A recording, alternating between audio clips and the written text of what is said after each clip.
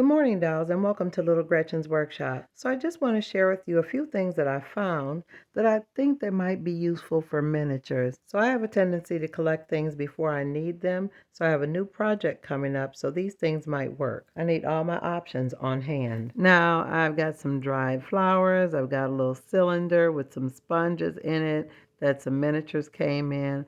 I've got some little replacement earbuds. I've got a dental floss container here. And this is another cap to a bottle. The tip of a spray bottle cap.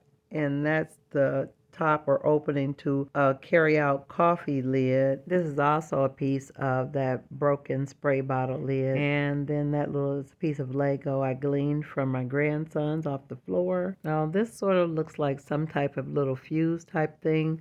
And then I got these great little, I guess they're sort of like pill bottles or pill cap containers. I thought they would be really cool, like as little suitcases. Now, dolls, I promise this is really random, but these are those little ribbons that come in the shoulders of sweaters and things. And yeah, I just like them, and they're the perfect size and scale. I think they work really well on doll clothes. Now, dolls, I must stress and emphasize that I'm not trying to encourage hoarding, and I'm not trying to get you to collect and save things that you're not going to need or that you really think that you're not going to use. I want you to really be discriminating in the things that you keep and collect. And if you find that you've collected more than you need, consider swapping or sharing with someone. So now let me show you what I found and purchased for my project. I recently found this on Facebook Marketplace. So in addition to keeping my eyes open for treasurable trash, I'm always watching for great secondhand pieces. You can find wonderful miniatures at a discount almost anywhere. Now again, I got these off of Facebook Marketplace. This is a dresser that was made with a kit. Now it does need some repair. The back is missing and a couple of the legs are missing, but it's a really unusual piece, but it was actually assembled very well. It's rare to me because I've never seen it before. If anyone recognizes this kit, definitely let me know in the comments. It actually may be a custom piece, but I was really impressed by the construction. Now, it also came with a little nightstand that's in similar style, but I think it was put together really well by whoever assembled it. Now, this one, the back is on it. It is missing a leg, but I thought it was a beautiful piece.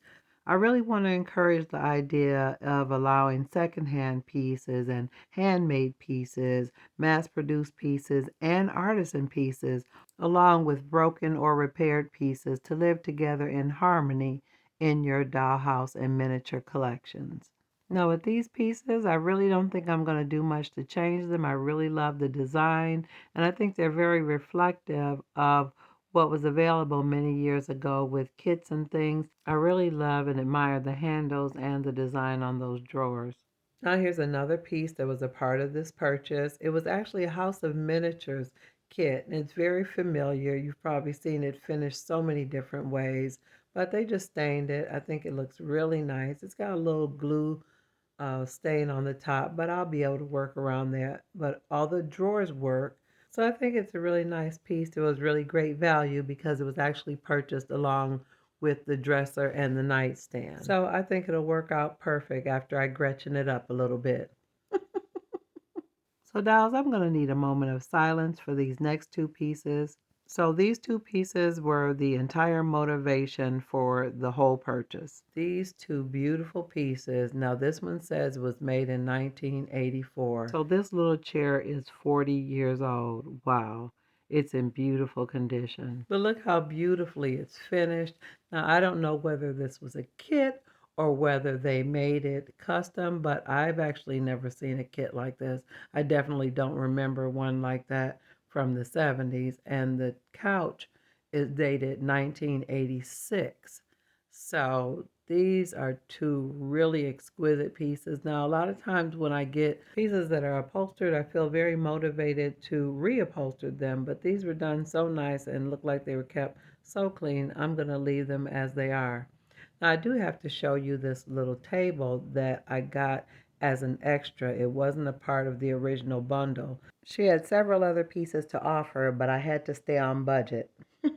Now, although this is a beautiful piece, you can clearly see somebody re-glued the hinges on the bottom, but it doesn't matter. It doesn't affect the overall beauty of the table. And so this actually came from a little shop I actually used to go to many years ago. It was called Miniature Makers Workshop, and it was on Woodward Avenue, and that was either in Royal Oak or Birmingham. Either way, the store was known for selling really high-end, finely made miniatures. So I really feel very fortunate to have found a piece or pieces like this at an extreme discount. So dolls, I just want you to be encouraged that if you're trying to decorate a dollhouse, I don't want you to feel like it's got to be expensive or really stressful trying to find pieces. It's nothing wrong with getting things secondhand.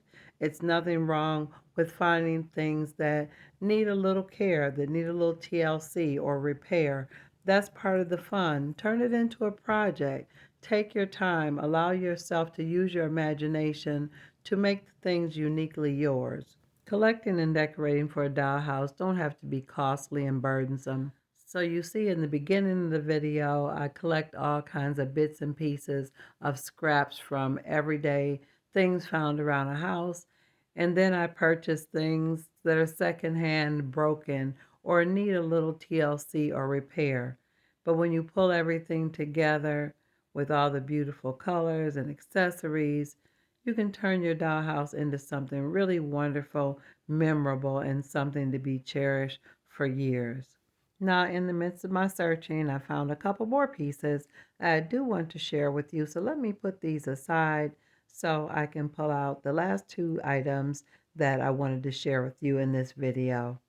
So for those of you who've been following me a while, you know I make a lot of my own dollhouse dolls, but every once in a while I will find something I just feel like I can't live without. And that was the case with these two little dolls. Now I found these dolls online as pieces of a kit.